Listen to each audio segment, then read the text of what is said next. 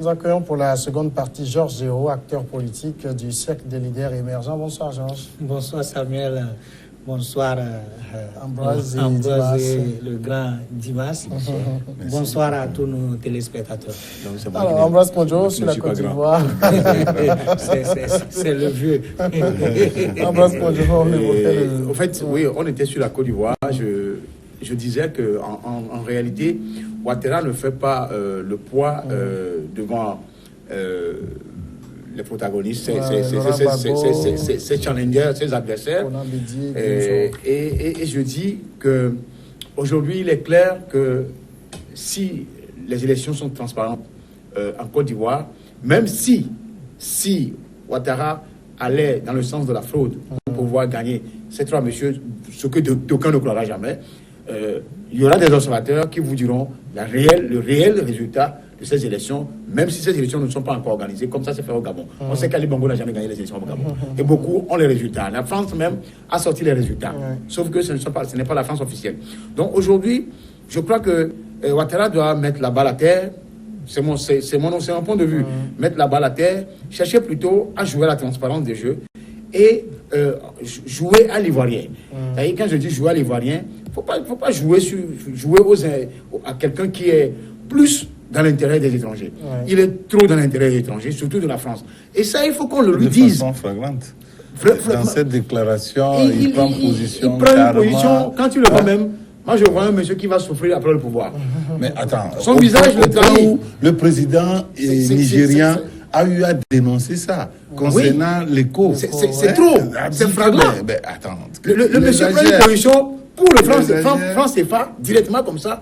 Et même moi, cette réunion, pour ne pas sortir du sujet, cette réunion qu'ils ont faite dans le cadre de l'UEMOA à Abidjan, j'ai détesté ça, j'ai contesté ça. C'est pour justement damer l'opinion à ceux qui sont des anglophones, pour pouvoir tracer le sillon vers ceux qui sont des francophones. Alors que Fonia Singé ne peut rien dire par rapport à ça. Il a été victorieux à travers Ouattara ici à Lomé, donc lui n'a rien à dire. Sauf le Nigérien. Le Nigérien est droit dans ses bottes. Mais tout en... Non, c'est le Nigérien, c'est pas le Nigérien. Non, je dis Nigérien. Je parle de Nigérien. C'est le Nigérien qui a... Mamadou n'a rien dit. Oui, il parle de Mamadou n'a rien dit. Il n'a rien dit, mais il est pragmatique. Pragmatique. C'est l'autre, le Sénégalais et l'Ivoirien qui ont voulu sceller l'écho là, la monnaie là qui est en train d'être fabriquée sur la ligne, sur le chemin de la différence des femmes. Donc aujourd'hui, Ouattara a plutôt intérêt à faire bonne presse pour pouvoir vider le plancher. Au lieu de jouer aux francophiles, jouer sur l'intérêt étranger, et les Ivoiriens n'aiment pas ça. Les Ivoiriens n'aiment pas ça. Le moment viendra, il sera sanctionné dans les urnes. Si alors, éventuellement, les urnes sont transparentes. D'accord, Georges Géo, on dit tout cela, mais il y a quand même un inconnu jusqu'ici, c'est que Guillaume Soro n'a pas encore dit qu'il sera candidat à la présidentielle de 2020. Oui, effectivement, Guillaume n'a pas encore déclaré officiellement. Vous voyez les démarches qui nous disent clairement que il va être candidat parce qu'il a été d'ailleurs les mouvements qui soutiennent Guillaume Soro l'ont plusieurs fois déclaré. Là aujourd'hui, il est dans le rôle de rassembler beaucoup de personnes à sa cause, et d'ailleurs vous voyez, il multiplie des voyages à l'extérieur, des voyages diplomatiques pour pouvoir convaincre des gens. Vous savez pas, Guillaume Soro, c'est un stratège. C'est quelqu'un, bon, on le dit entre guillemets que les gens qualifient de rebelle et tout, mais c'est un vrai stratège. Vous voyez, il sait que... On ne le qualifie pas de rebelle. Il a été rebelle. Ah, ok, d'accord. Il a été rebelle. Mais son truc, c'est qu'il y a aussi le cas burkinabé qui est en train de le traquer. Il y a tous ces genres de choses. Il sait qu'il peut être vendu à tout moment par son mentor, son ancien mentor Ouattara. Donc c'est quelqu'un qui est dans le rôle de jouer beaucoup à la vigilance pour ne pas tomber dans les pièges de son mentor. Ils se connaissent comme les uns les autres l'ont déjà souligné ici. C'est des gens qui, approximativement, ont goûté au pouvoir. Guillaume Soro, Premier ministre, Guillaume Soro, président de l'Assemblée. Et ils savent ce qu'ils se disent dans les coulisses quand il s'agit de ces comportements. Donc, il va vouloir convaincre les gens autour de lui, à l'extérieur, avant de pouvoir officiellement déclarer sa candidature. Alors, Dimas, entre Guillaume Soro et Alassane Ouattara, est-ce que ce n'est pas un peu comme la relation entre le poussin et l'œuf? Qui a fait l'autre? Non, en réalité, c'est... les deux se sont faits tout seuls avant de collaborer à un moment donné. C'est vrai que Soro a beaucoup contribué à ce que Ouattara vienne conquérir le pouvoir. C'est le bras armé de Ouattara, le grand politique qui était là, sain, qui ne connaît rien de tout ce qui se passe dans la rébellion, tout. Et voulait se servir de Soro comme la brute épaisse à qui on remet une arme d'aller décimer tout et que lui, il vienne prendre le pouvoir. Mais ce que Soro a vite su et a démontré que il ne va pas être du côté de la rébellion pour toujours. C'est-à-dire il ne va pas être rebelle pour toujours. Alors, à un moment donné, il doit se départir de ce manteau pour porter réellement un manteau politique. Et donc, à un moment donné, c'est vrai, Ouattara se sentait un tout petit peu redevable à Gbagbo. Et donc, comment l'éliminer? Il voulait réellement... Oui. Alassane Ouattara se rendait redevable à Soro. À Soro, j'allais dire. Oui, à Soro. À Soro, non, à Soro. Même à Gbagbo. Il se sentait dans le contexte oui. Et donc, le pouvoir ne se sentait jamais redevable. Voulait passer partout pour l'éliminer. Alors, comment l'éliminer? Faut-il le faire physiquement? Ce serait trop compliqué. Politiquement, il a essayé. Il a essayé jusqu'à le pousser à démissionner de la tête de l'Assemblée nationale. On a vu les proches de Soro arrêtés systématiquement, arrêtés, poursuivis, traqués, tués même, si on peut le dire ainsi, parce qu'il y a beaucoup qui sont morts de façon bizarre. Mais le gars était resté droit dans ses bottes et est revenu maintenant surfer sur ses relations. Et Dieu merci, il en a vraiment eu. Ses relations, non seulement au moment où il était à la tête de la rébellion, mais au moment où il était Premier ministre, au moment où il était président de l'Assemblée nationale, où il côtoyait réellement le sommet du pouvoir. Et donc, il a eu ces relations. Et pour partir, il est revenu ici, pour rentrer maintenant dans l'arène, il est revenu chez lui à Ferké pour pouvoir informer ses parents biologiques que c'est comme ça, il va devoir avoir besoin de leur soutien pour aller conquérir les autres. Il a fait la paix dans sa maison. Il est parti maintenant pour la conquête des politiciens d'envergure en Côte d'Ivoire. Et donc, quand il a vu que réellement, il a le soutien, il peut avoir le soutien de Ouattara, puisqu'il a travaillé en fond pour ça, le soutien de Gbagbo, voilà, et de Bédié, il part maintenant à l'extérieur pour conquérir. Mais c'est comme ça un vrai stratège qui veut conquérir le pouvoir. C'est pour ça que je dis que ce serait quand même extrêmement difficile à Ouattara d'aller comme... comment le dit-on, d'aller à ces élections-là, à cette élection présidentielle qui arrive comme la fleur au bout du fusil. Ça ne lui serait pas facile parce que devant lui, il a un grand stratège qui s'appelle... Je voudrais monter dans le même sens et voir si je peux faire une analyse approximative par rapport au positionnement de Soro et vis-à-vis de Ouattara. Vous savez, quand la rébellion a pris le pouvoir avec Ouattara, en Côte d'Ivoire, il y avait un successeur naturel. Le successeur naturel de Ouattara, c'était Soro. Ouais. Parce que moi, j'étais aidé à monter au perchoir. Il appartient à moi, après avoir fait 10 ans ou 2 mandats, de me laisser. Maintenant, c'était un deal qui ne disait pas son nom. C'était un deal naturel. Oui. Et maintenant, Ouattara a joué au grand politique. C'est-à-dire qu'on joue aux politiciens. Les faiseurs de roi ont dit au roi que ce monsieur-là devient dangereux parce que, en principe, ça devait être lui qui devait te remplacer. Mais nous qui t'avions fabriqué de toutes pièces en dehors de lui, que tu sois président pendant deux fois, il faut l'éliminer. Il a dit, il faut l'éliminer physiquement si possible. Et Ouattara a fait traquer les agents de Soro. Les gens étaient emprisonnés, d'autres ont été tués et par-ci par-là. Et aujourd'hui, les faits sont là. Ouattara est coincé. Soro a déjoué plusieurs pièges. Il a démissionné de lui-même à l'Assemblée. Et aujourd'hui, quelle carte va jouer Ouattara? Il détient au moins 80% de ceux qui ont fourni les hommes dans la rébellion des forces nouvelles qui sont aujourd'hui dans l'armée. Et si Ouattara veut tourner les vestes contre Soro, ces messieurs-là peuvent se retourner contre lui.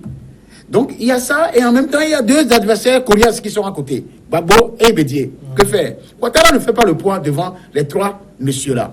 Même devant Soro, même Ouattara ne fait pas le poids, parce qu'il y a l'arme qu'on peut retourner contre Ouattara à tout moment.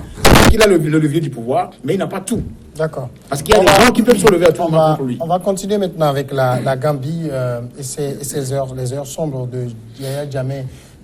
Dévoilé au grand jour, arrivé au pouvoir par un putsch sans effusion de sang en 1994, et Yahya Jammeh s'était fait élire en 1996, puis réélire sans interruption jusqu'à sa défaite en 2016 face à l'opposant Adama Barrow. Il a fini par quitter le pays après une crise de 6 semaines et une intervention militaire et diplomatique régionale. Les défenseurs des droits de l'homme l'ont toujours accusé et a accusé son régime de torture systématique d'opposants et de journalistes, d'exécutions extrajudiciaires, de détention arbitraire, de disparition forcée et de viol. Et bien depuis quelques semaines, une commission vérité et justice a été mise sur pied par le nouveau pouvoir. La commission a commencé par interroger des gens qui ont, sur l'ordre de Yahya Jammeh, commis un certain nombre de faits, notamment les très redoutés Junglers. C'est une sorte de milice au service de Yahya Jammeh qui décrivent Georges Hérault avec beaucoup de détails comment ils ont exécuté des gens sur les ordres de Yahya Jammeh. Ça a été un coup de cœur pour tout le monde lorsque on décrivait la manière dont il tuait les défenseurs des droits de l'homme, les journalistes, les migrants à la plage qui sont considérés comme des boutistes qui sont exécutés froidement. Et je dis que ce monsieur, comme on le connaît depuis longtemps, c'est un dictateur sanguinaire. Et on l'a beaucoup qualifié des atrocités qu'il commettait même pour ce qui concerne la médecine traditionnelle et tout. Ouais. Mais aujourd'hui, vraiment avec tout ce qu'on a décrit, ce monsieur mérite d'être extradé vers la Gambie pour être jugé, parce que c'est inadmissible tout ce qu'il a commis, et aujourd'hui les gens avouent que c'est sur ses ordres. Mais je fais une analyse par rapport à ceux qui ont exécuté, et je me dis, est-ce qu'il n'y a pas une loi ou bien il n'y a pas une loi en Gambie qui peut-être ne couvre pas ces exécutants, parce que, comme l'a souligné, c'est comme si c'est des élèves qui ont exécuté leur devoir, comme le maître l'a demandé. Et est-ce que si le président donne de l'ordre pour aller exécuter, est-ce que les gens ne peuvent pas refuser? Est-ce qu'il n'y a pas une loi qui permette aux gens d'exécuter? C'est vous-même qu'on exécute aussi. Et là, si 1, 2, 3 personnes démissionnent ou bien s'abstiennent à exécuter, forcément que le roi le président, l'autorité va changer forcément de stratégie. Mais ce qui est, c'est que quand vous durez trop au pouvoir, c'est les ingrédients pour pouvoir durer au pouvoir, ça vient de ces genres de choses, puisque le fait que vous ne voulez pas partager le pouvoir avec les autres, le fait que vous ne voulez pas quitter le pouvoir, peut vous amener à éliminer des dangers, des gens qui sont dangers pour vous. Donc, effectivement, moi je soutiens que cet homme soit jugé et condamné. Alors, Ambroise, ici, quand on voit quand même la description que ces junglers font, c'est qu'ils ont constitué un peu une sorte de milice qui exécutait les basses besognes pour Jammeh. Maintenant, est-ce que c'est Yahya Jammeh qu'il faut accuser, ou bien ceux qui ont constitué ce système sanguinaire autour de lui? Oui, je crois que ça, c'est des milices, hein. On les appelle les milices janjaouites au niveau du Darfour en ce moment, et les Imbonerakure au niveau du Burundi. Il y en a eu très récemment au Soudan. Je crois que c'est à la solde du président. C'est le chef, c'est le roi. C'est le roi qui fabrique ces éléments-là pour pouvoir asseoir son pouvoir et ad vitam aeternam. Habituellement, c'est comme ça. Maintenant, ce qui est intéressant, c'est que c'est la commission vérité et justice qui a auditionné les gourous de c'était caciques de ce groupe-là, de milice, qui ont avoué la vérité, qui ont dit la vérité, et que bizarrement, on a libéré immédiatement. On les a libérés parce que c'est une circonstance atténuante, c'est une manière de récompenser la vérité qui est sortie de là. C'est vrai que les défenseurs des droits de l'homme n'accepteront pas de libérer des tortionnaires, des criminels, des gens des assassins. Mais j'ai cru comprendre cette commission qui a voulu donner un cachet blanc à ces messieurs pour encourager d'autres à venir encore dire beaucoup de choses. Parce que Jammeh s'est comporté comme un néron. Jammeh, c'est le néron de l'Afrique. Quoi qu'on en dise, c'est quelqu'un il avait la même mise. Même le Sénégal n'arrivait même pas à mettre son nez parce qu'il ne s'attendait pas avec les dirigeants du Sénégal. Donc c'était un Guantanamo en Afrique de l'Ouest. Oui, sérieusement. Et on disait de lui qu'il avait une sorcellerie terrible. Il guérissait, c'était un guérisseur. Et ça, c'est une vérité.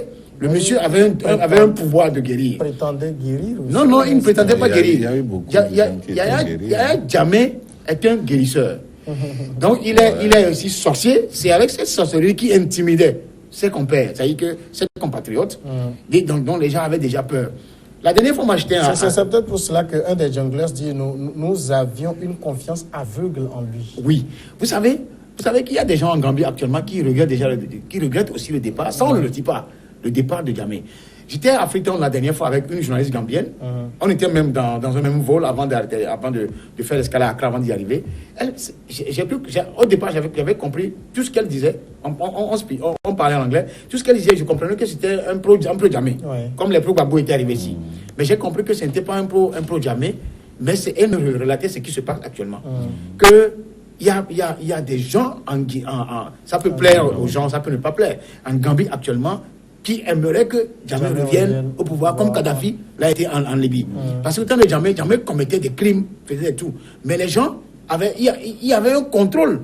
Et la dame me dit que la démocratie a assez raté. C'est-à-dire que Jammeh était un dictateur, il y avait certaines choses qui ne se faisaient pas. Tu ne peux pas. Maintenant, avec la liberté, chacun fait ce qu'il veut. On escroque, les policiers escroquent. C'est-à-dire, elle m'a dit des choses. Mais c'est pour ne pas faire l'apologie du crime comme ça, jamais. Mais je dis aujourd'hui que ces milices, il y en a partout.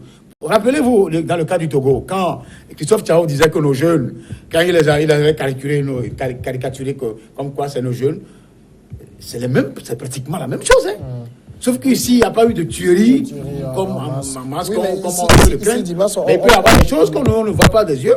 Mais je dis que il y a jamais ne viendra jamais en Gambie pour être jugé. Ça, il faut pas se leurrer. Non, mais peut-être il peut jamais actuellement. Sénabré a subi. Sénabré vivait des beaux jours au Sénégal jusqu'à ce que le pouvoir change. Je ne l'exclus pas. C'est le pays qui l'accueille. Je parle par rapport au pays qui l'accueille.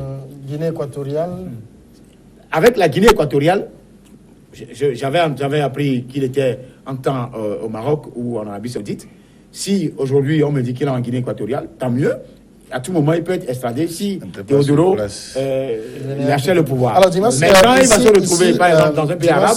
Ici, on a quand même des gens qui tuent, qui égorgent, qui fusillent pour un président. C'est-à-dire, il faut un degré d'inhumanité pour pouvoir être capable de ce genre de choses. C'est l'envie de conserver le pouvoir coûte que coûte. Contre la volonté manifeste populaire qui amène certains hommes sans scrupules à faire ça, à vouloir tuer des gens. On l'a vécu, ce n'est pas uniquement la Gambie qui l'a vécu, pratiquement tous les pays d'Afrique avaient vécu cela.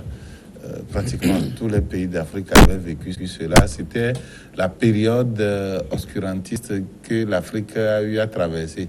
Je pense que c'est pour la plupart des cas, cette histoire ou bien cette réalité se révèle être simplement une histoire. Derrière nous en Afrique, je ne pense pas qu'il peut y avoir encore un système politique qui peut sévir comme Yaya Jammeh l'a fait encore en Afrique. Je ne pense pas.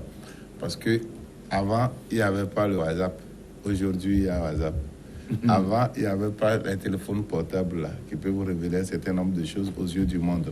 Mais aujourd'hui, il y a ça. Et donc, la situation même sociopolitique de tous les pays, l'évolution dans la technologie de communication et autres, tout cela démontre qu'il y a un certain nombre de choses qui peuvent se passer hier, mais qui ne peuvent pas se passer de nos jours. Et donc, pour moi, quelle devait être la solution? Je pense que il faut prendre les pays où les exemples dans de pareils cas ont réussi. Et si nous prenons l'Afrique du Sud, si nous prenons le Rwanda et même le Bénin ici, on a vu que, je vais emprunter le mot de mon grand frère Edem Kodjo, le grand pardon a plus porté ses fruits que le désir coûte que coûte de vouloir juger, de vouloir amener au tribunal, ce que les gens ressentent comme l'humiliation, et ils ne veulent pas se laisser faire. Et donc, pour moi, oui, d'autant plus d'ailleurs que quand on finit la chasse, c'est le chasseur seul qui vient raconter l'histoire de la chasse. Les animaux ne parlent pas. Et donc, je me dis, est-ce que parfois il n'y a pas d'exagération dans la relation de ces faits-là? Il peut y en avoir, vous voyez? Il peut y en avoir. Et donc, ça ne veut pas dire obligatoirement que tout ce que les gens racontent là-bas, c'est ce qui était la vérité. Ça ne veut pas dire que réellement, c'était Yaya Jammeh qui donnait l'ordre à les tuer X et à les tuer Y. On a pu faire aussi en son nom. Voilà, en son nom. On rappelle une histoire du Togo où il y avait un instituteur qui était à Tchévier. Et on a raconté tout en son nom. Il était revenu. À un moment donné, on l'a arrêté. On a présenté devant Feu le général. Et puis, il racontait n'importe quoi. De pêle-mêle, rien n'est cohérent. Il m'a dit, mais il n'a qu'à partir. Moi, je ne veux même pas le voir. Et on est parti. Et c'est les alertes, des jours après, des alertes d'Amnesty International, de FIDH, qu'on a tué, que l'enseignant a disparu. Mais il est où? C'est qui? On vient, la boîte à lettres du chef de l'État de Fogne, Yadima à l'époque, ça allait craquer, des alertes de gauche à droite. Mais c'est qui au juste? C'est qui? Et monsieur, c'est l'enseignant qui était venu. Mais il est où? Moi, j'ai rien à voir avec ce monsieur. Il est où? C'est en ce moment on dit, bon, mais on est parti l'éliminer. Vous voyez, non? Donc, de pareilles choses se passent. Et puis, des gens... Donc, ce qu'il y a, c'est qu'on a droit à la vérité. Les victimes ont droit à des réparations.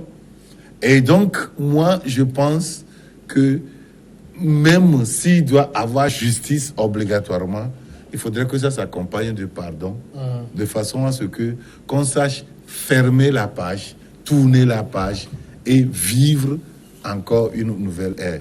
Que de vouloir coûte que coûte. Ça, c'est peut-être les bourreaux qui seront très heureux parce que... Non, ils ne seront pas heureux. Personne, ils ne seront pas heureux. Ça ne veut pas dire qu'ils sont heureux. Personne ne peut verser le sang et rester heureux dans sa chambre. Bon, à part la justice des hommes. Qui vous a dit qu'il est heureux? Si réellement, c'est qui vous a dit qu'il est heureux? Il y a la justice des hommes, il y a la justice de Dieu. Aussi longtemps que la loi c'est tu ne tueras point, mon frère, personne ne versera le sang et sera tranquille dans son cœur. On va marquer la pause. Ça se hantera toujours. On revient après le journal.